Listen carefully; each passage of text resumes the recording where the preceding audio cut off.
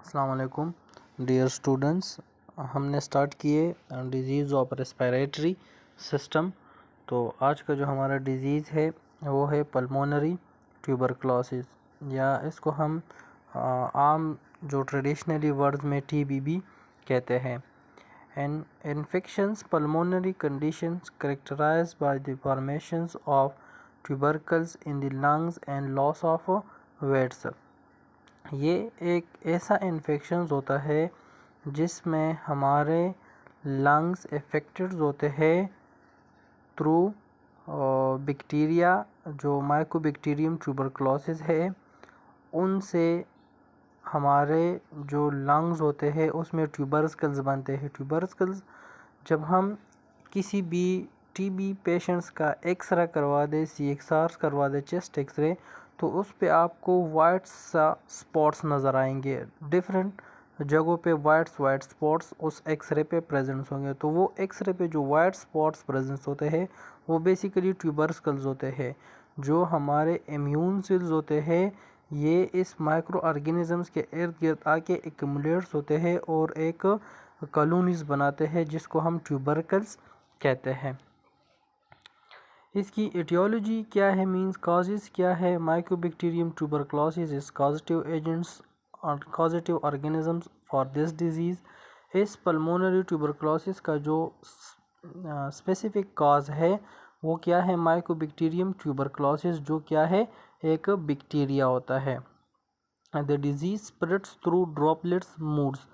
मैंने previous lecture में भी कहा था ड्रॉपलेट्स मूड्स का क्या मतलब होता है। ऐसे पेशेंट्स जो कफिंग या कोई और स्नीजनिंग्स वगैरह या कोई यूरिन्स या स्टूल पास आउट कर दे और उससे वो माइक्रो ऑर्गेनिजम्स एनवायरनमेंट एटमॉस्फेयर में स्प्रेड हो जाए, और जो उस के एटमॉस्फेयर में जो अदर्स लोग रहते हैं वो उधर से ब्रीथिंग करे, मीन सांस ले ले, और वो माइक्रो ऑर्गेनिज्म एटमॉस्फेयर से थ्रू नोज़ या माउथ ले ले। तो इस तरह के इन्फेक्शंस को, इस तरह के स्प्रेड्स को हम through modes of droplets modes कहते हैं। Malnutrition, generally debility and certain diseases में एक्ट प्रोड्यूसिंग फैक्टर्स, और डिफरेंट टाइप्स ऑफ और भी फैक्टर्स इन्वॉल्व है जिसमें माल न्यूट्रिशन वगैरह हो गया, या अदर जो डिजीज़ होती है, या और जो प्रीडिपोजिंग फैक्टर्स होते हैं जो इस डिज़ीज़ की तरफ धकेल देते हैं, तो वो भी कॉजेटिव एजेंट बनता है। मोस्टली इसमें जो आते हैं सेकेंडरी इन्फेक्शन आते हैं, मींस के अदर कोई इन्फेक्शन है तो इस बैक्टीरिया को इजीली चांस मिल गया कि वो जाके हमारे बॉडी में इन्फेक्शंस काज कर दे। इसके साइन एंड सिम्टम्स क्या होंगे, तो symptoms are slow and onsets, means के एक्यूट इन्फेक्शन स्टेज बहुत ज़्यादा रहते हैं, आहिस्ता आहिस्ता इसके साइन और सिम्टम्स जो होते हैं वो ज़ाहिर होना शुरू होते हैं।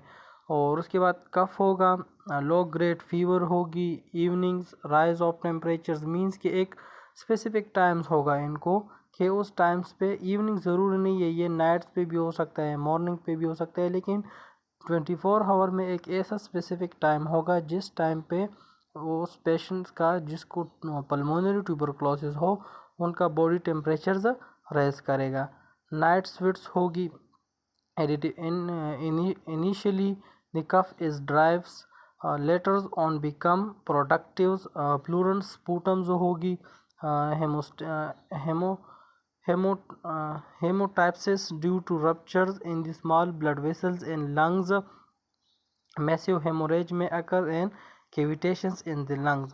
अब क्या होगी, जो स्टार्ट में होगा उसका ड्राई कफ होगा, letters on mean with the passage of time क्या होगी, प्रोडक्टिव होगा, और साथ में क्या शुरू हो जाएंगे जिसको हम बलगम कहते हैं, स्पूटम्स, वो भी शुरू हो जाएगी। और इसमें क्या हो सकता है कि ब्लड भी कभी कभार आएगा, क्योंकि उस जगह के जो ब्लड वेसल्स होते हैं वो रप्चर्स हो जाते हैं, जिसकी वजह से हमारे स्पूटम्स में ब्लड्स भी आ सकता है। कॉम्प्लिकेशंस क्या होंगे पल्मोनरी ट्यूबरक्लोसिस के, एक्स्ट्रा पल्मोनरी ट्यूबरक्लोसिस होंगी, मींस के अदर साइड्स को भी ये डिजीज़ लग सकता है, उसको हम क्या कहते हैं, एक्स्ट्रा पल्मोनरी ट्यूबरक्लोसिस कहते हैं। सर्विकल लिम्स एडेनाइटिस, मींस के जो हमारे लिम्स नोड्स होगा सर्विकल्स का, उसकी इन्फ्लेमेशन हो सकता है। ट्यूबरकुलस मेनिंजाइटिस हो सकती है, मेनिंजिस लेयर्स भी इस माइक्रो ऑर्गेनिज्म से इन्फेक्ट हो सकता है। मैलरी टीबिया हो सकता है, को पल्मोनल हो सकता है, प्लूरेसी हो सकता है, देन निमोथ्राक्स हो सकता है।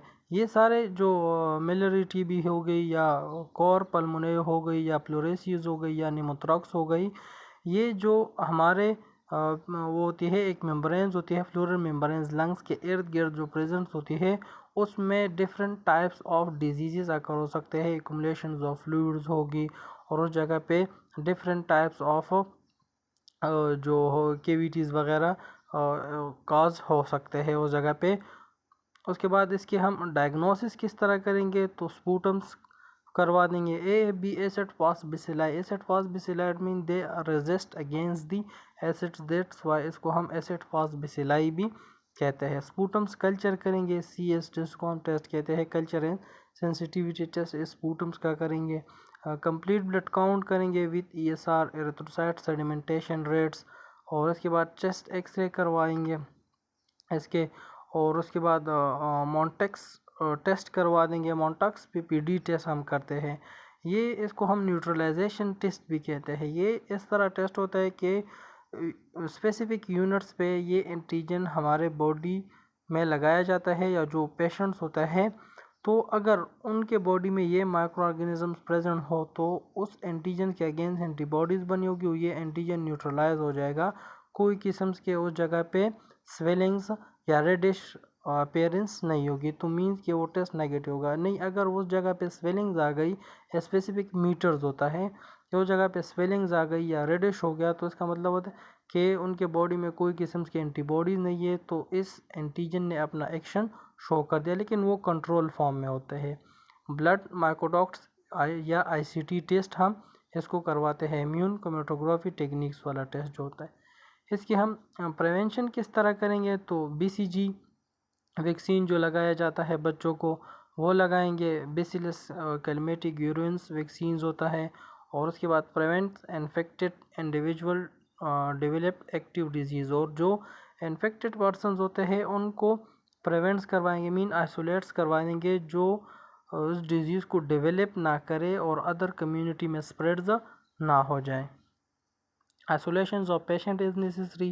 Do not contact with articles and sputums of the patients, means के जो उस पेशेंट्स के चीज़ें होंगे या उसका जो स्पूटम्स होगा उसके साथ आपने कोई टच नहीं करना है। Educate the peoples about tuberculosis, properly disposables of sputums of patients is necessary. Watch out properly about intakes of ATT, जो इसके अगेंस्ट वो होते हैं एंटी ट्यूरोपेटिक्स ट्रीटमेंट जो होती है उसको प्रॉपरली आप लोगों ने इनटेक करना है। ट्रीटमेंट इसके हम किस तरह करेंगे, गुड न्यूट्रिशन एडवाइस करेंगे, improvements of standard life, means के जो लाइफ स्टाइल है उसको इम्प्रूव करवाएंगे। Isoniazids INH rifampicin ethambutols pyrazidamines and combinations is recommended for first 2 months. Myrins P tabs, ये कम्बिनेशंस होते हैं जो हम उसको फर्स्ट लाइन्स ऑफ ड्रग्स में दिए जाते हैं। उसके बाद combinations of isoniazid rifampicin is recommended for further 7 month.